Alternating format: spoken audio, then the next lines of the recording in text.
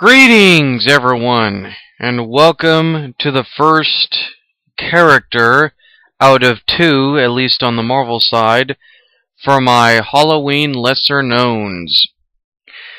And today I'll be talking about Nkantu, I think is how you pronounce his name, or rather, as his alias is known as, the Living Mummy, and the Living Mummy his first appearance was in Supernatural Thrillers #5 in August of 1973. And he was created by writer Steve Gruber and artist Rich Buckler. His team affiliations is that he's been part of S.H.I.E.L.D.'s Paranormal Containment Unit, Shock Troop, and the Legion of Monsters. Now, his abilities include supernatural strength and durability. He is also highly resistant to many forms of attack. His skin is also of an almost rock hard consistency. However, like the Universal Mummy, his bandage wrappings are extremely vulnerable to fire. His blood was replaced with an alchemy-based preservative, which allowed him to exist for over 3,000 years. So he does not need to eat, drink, breathe, or even sleep. He is able to sense mystical energy and the use of magic, but he is also able to sense and recognize the descendants of the priest that made him the Living Mummy. He is also capable of speech, but because his body no longer produces saliva, it's extremely difficult. And it's also really uncomfortable because of how dry his throat and mouth is. He is also extremely sensitive to any dehydrative process, especially ones that interfere with the preservative fluid that's in his veins, I mean. It is unknown whether or not prolonged exposure will result in death or immobility.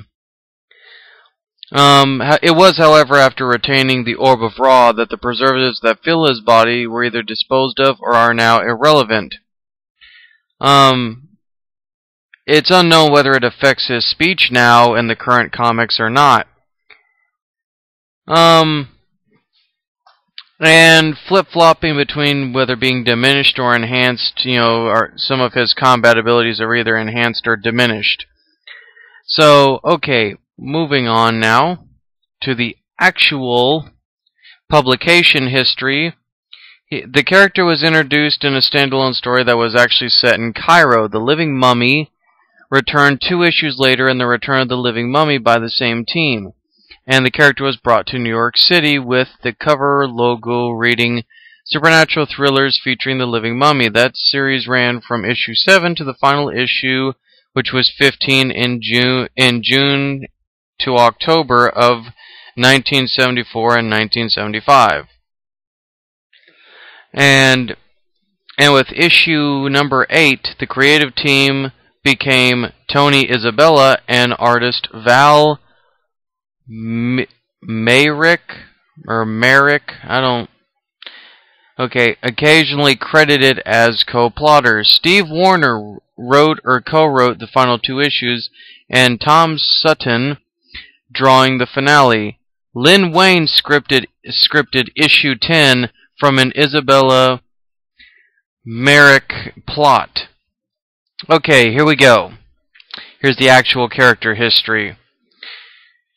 Nkantu was born over 3,000 years ago, the son of Tachambai, a chief of a northern African tribe called the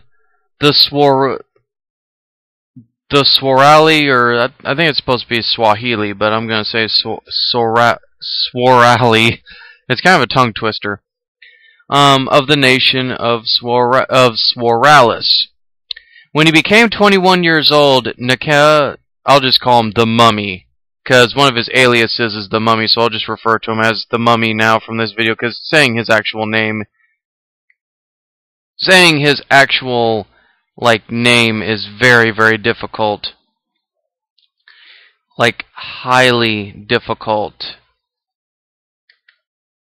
But anyway, the mummy had to undergo the test of the lion, proving himself to be worthy of being called a warrior. Succeeding in this trial also meant that someday he would be worthy to succeed his father as king. Months later, his father would die in his sleep, and he would become the chieftain of the tribe. Returning from a hunt, he found his village had been ransacked and the entire tribe rounded up by Egyptians for slave labor. He fought to rescue his people, but was overwhelmed and captured by Egyptian soldiers.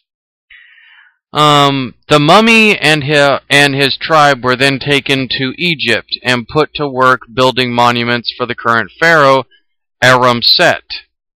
Recognized as the strongest and most dangerous of his tribe, he was isolated and forced to work the hardest in an attempt to break his spirit. But at night, he and his other tribes and the other tribespeople plotted a rebellion. Though unbeknownst to them, it was reported to the pharaoh and his chief priest. At the completion of the current monument project, the Egyptians took them into the catacombs in preparation for a mass execution. But the mummy signaled for the revolt, and they slaughtered their would-be executioners. He would slay the pharaoh with his tribal spear, but then when he went to try to take out the chief priest, the evil priest had prepared for him and sprayed him in the face with a mysterious paralyzing liquid. He was then strapped and bound to an altar, a special altar at that, and his body was wrapped in papyrus, and his blood was drained and replaced with an unknown alchemic preserve. In other words, he basically was mummified. Then again, given that he's a mummy, that should be obvious. He was actually conscious during the entire ordeal, and he was then placed in a stone sarcophagus once the ritual was complete. And then 3,000 years later, in modern times, the fluid finally wore off, and he escaped from the tomb. However, he was deranged from being paralyzed in the dark tomb for several millennia. After he dug himself free, he went on a rampage in Cairo. He later recovers from his insanity and discovers that Dr. Alexa Scarab is actually one of the surviving descendants. However, he was electrocuted into unconsciousness, and his lifeless body was shipped to a New York museum where he was revived. He is teleported to the dimensions of the elementals, who ordered him to find the ruby scarab. While searching, he actually battled Professor Abdul, the living pharaoh. The mummy would battle the elementals and vanquish them with the aid of the scarab he had found. During later travels, he would befriend another immortal-based hero, which was Ulysses Bloodstone.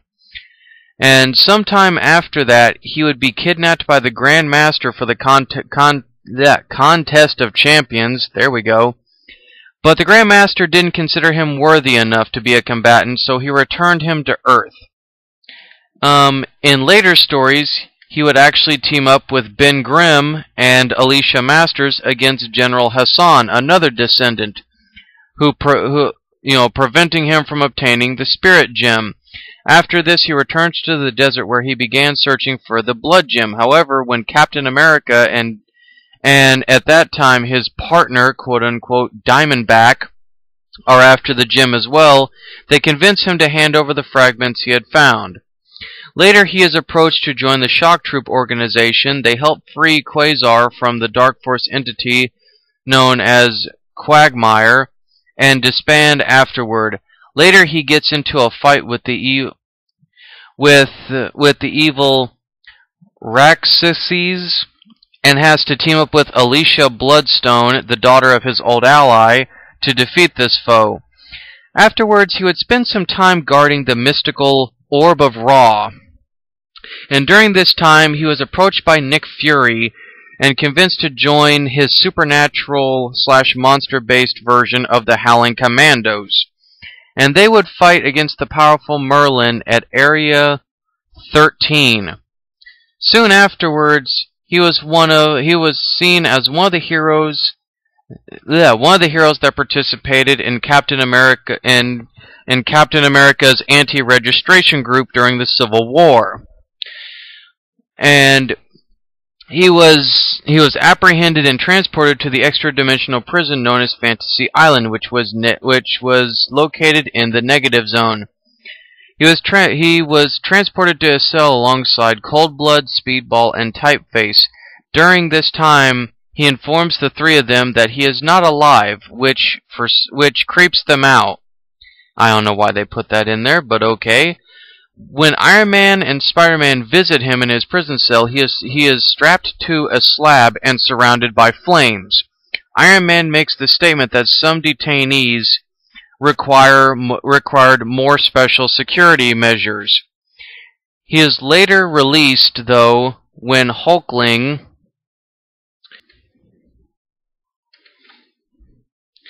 anyway, where was I? Oh yes, he was later released when Hulkling impersonated Hank Pym and used his voice to unlock all the cells of the imprisoned heroes. The Mummy takes part in the final fight between the pro-registration forces and anti-registration forces. In the aftermath of the Civil War, he returned to Egypt and recovers the Orb of Ra. He then summons the spirit of the priest, hoping to get him to restore him to full life or to let him die. The priest is unable to do that, but it did attract Anubis when the priest's spirit was drawn from his realm. He agreed to become Anubis's agent to kill people and send their souls to him in exchange for moving on into the afterlife. And that's pretty much it. That's it, guys. That is everything on The Living Mummy. I'm sitting here looking, and that's all the information that I can really give you guys about The Living Mummy, or at least, as always, just enough information that you can at least tell people that you learned something new today. So with that being said, guys, that is it. That is The Mummy. The first of my 2 Marvel characters and the first of 4 Halloween-based lesser-knowns. Hopefully you guys enjoyed this, and stay tuned for my second Marvel character.